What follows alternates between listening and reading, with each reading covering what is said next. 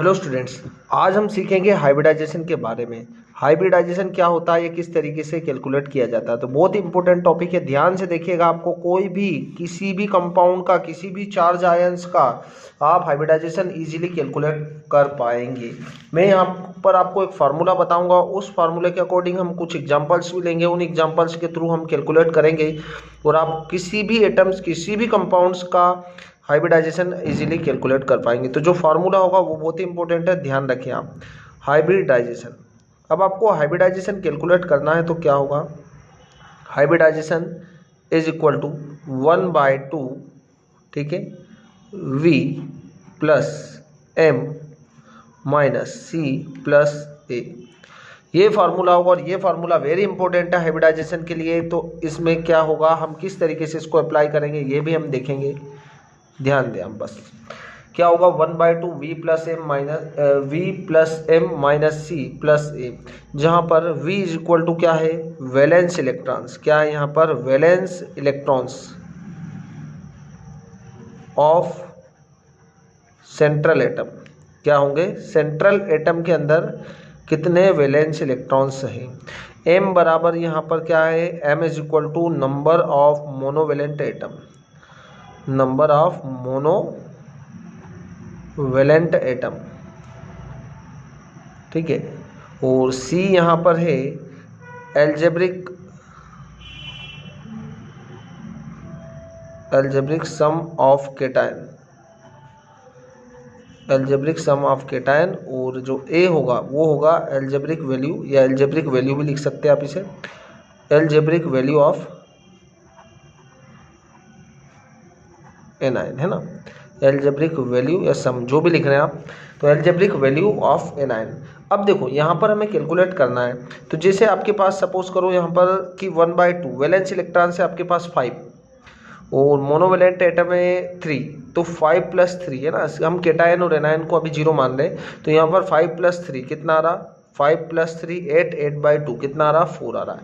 तो आपका जो भी एल्जेब्रिक वैल्यू आएगा, है ना, जैसे हमारे पास आ रहा है यहाँ पर 2, यदि 2 आ रहा है आपके पास तो आपको यहाँ पर लगाना है SP, ठीक है।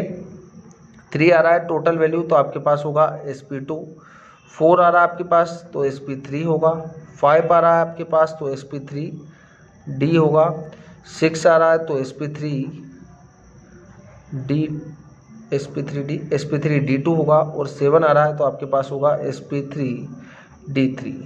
बहुत ही इंपॉर्टेंट चीज़ें, ध्यान रखें आप इसको। तो यहाँ पर क्या होगा, देखो अब जैसे मैंने यहाँ पर, मैं पहला एग्जांपल ले रहा हूँ, यहाँ पर हम ले लेते हैं CO2 का एग्जांपल, ठीक है।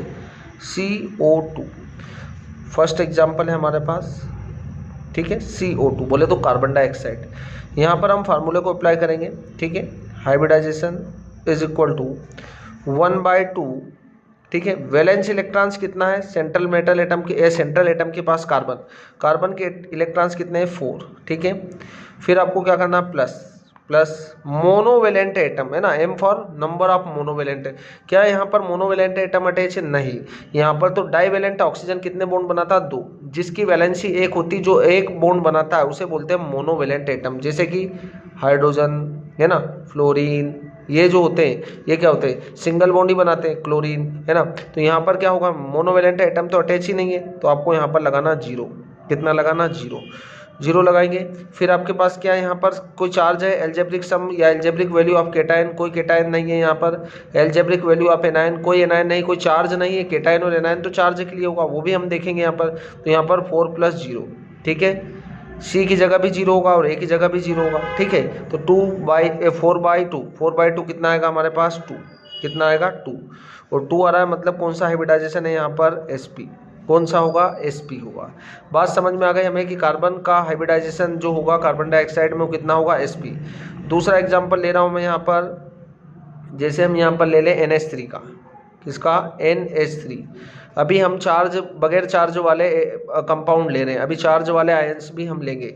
यहाँ पर NH3 का निकालना हमें, तो क्या होगा, हाइब्रिडाइजेशन इज इक्वल टू 1/2, कितने इलेक्ट्रॉन्स होंगे इसमें, इसके आउटर सेल में होंगे 5 इलेक्ट्रॉन्स। कैसे निकाला हमने, नाइट्रोजन का नंबर होता है 7, 1s2, 2s2 और 2p3। इसके आउटर सेल में कितने इलेक्ट्रॉन्स है, 5 इलेक्ट्रॉन्स है, तो आपको यहाँ लिखना है 5, ठीक है। तो हमने यहाँ वैलेंस इलेक्ट्रॉन्स कितने लिख दिए, 5 लिखे। वैलेंस इलेक्ट्रॉन्स आपने 5 लिखा, प्लस मोनोवेलेंट एटम, कितने मोनोवेलेंट है, हाइड्रोजन जुड़ा है, हाइड्रोजन कितने 3 है, तो यहाँ पर 3 लिख देंगे आप। कोई चार्ज नहीं है तो 0 है ना, सी भी 0 रहेगा हमारा और ए भी कितना रहेगा, 0 रहेगा क्योंकि कोई चार्ज नहीं। 5 + 3 8, 8/2 कितना आ रहा है, 4 आ रहा है, और 4 आ रहा है तो क्या होगा हमारे पास sp3 होगा।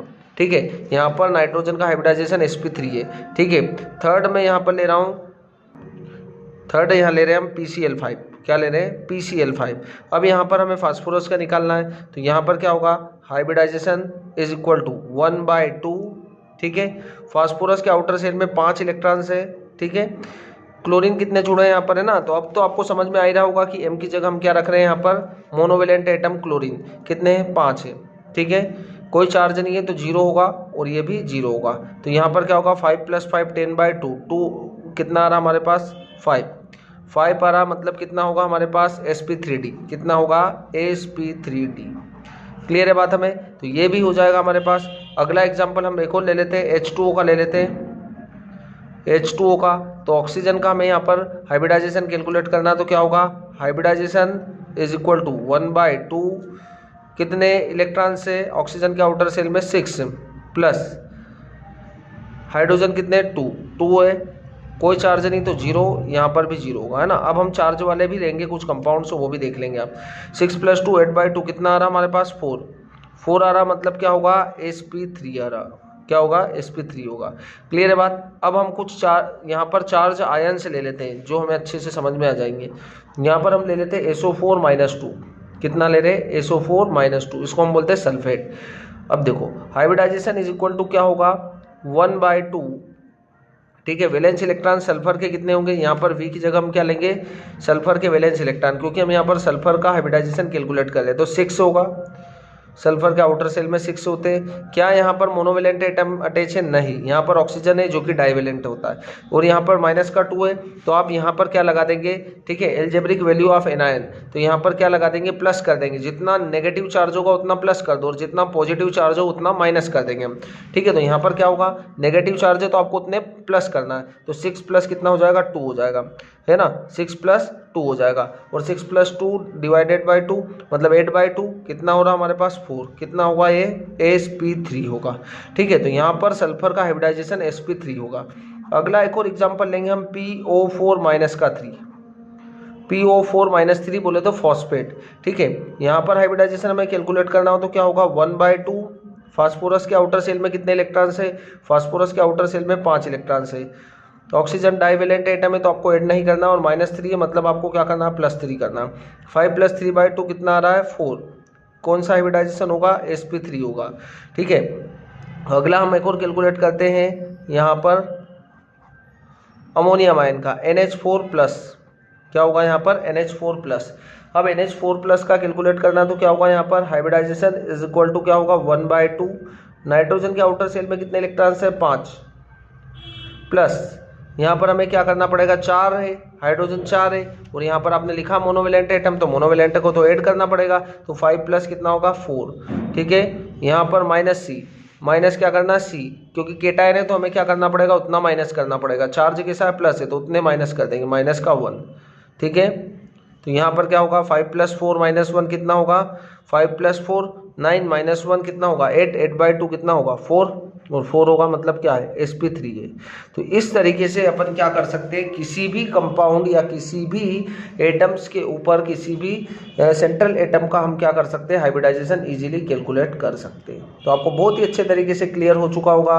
चलो अब ये देखो, आपको यहाँ पर 2 दिख रहा है, मतलब sp3 होगा, sp2 है, 4 है, sp3 है, 5 है, sp3d है, 6 है, sp3d2 है, 7 है, sp3d3 है। तो आप क्या करें, यहाँ पर सिग्मा बॉन्ड और लोन पेयर को देखकर भी किसी भी कंपाउंड के ऊपर आप चार्ज को कैलकुलेट कर सकते हैं।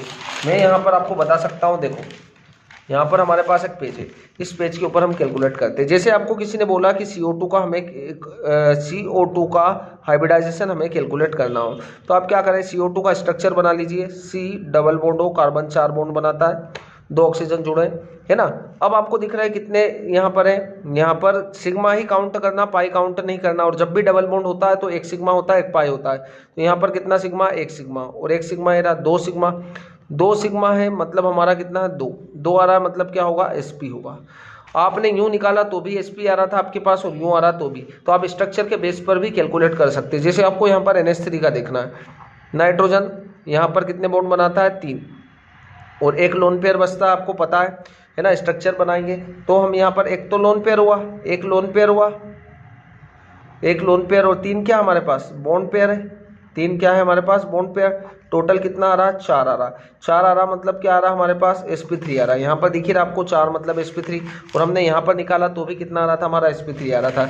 ऐसे ही जब आपको H2O का कैलकुलेट करना हो, H2O के पास आपको पता है 2 लोन पेयर होते हैं, है ना। तो ऑक्सीजन ने 2 बॉन्ड बना रहा है और 2 लोन पेयर है, ठीक है। तो यहाँ पर 2 क्या हमारे पास लोन पेयर है और 2 क्या है हमारे पास बॉन्ड पेयर है। 2 और 2 कितना आ रहा 4 आ रहा और 4 आ रहा तो क्या आ रहा sp3 आ रहा, क्या आ रहा sp3 आ रहा है। और यहाँ पर भी आप H2O का देख सकते हो क्या आ रहा है H2O का sp3 आ रहा है। तो आप स्ट्रक्चर के बेस पर भी कैलकुलेट कर सकते हैं कि किस तरीके से कैलकुलेट किया जाता है हाइब्रिडाइजेशन को, ठीक है। Thank you, okay.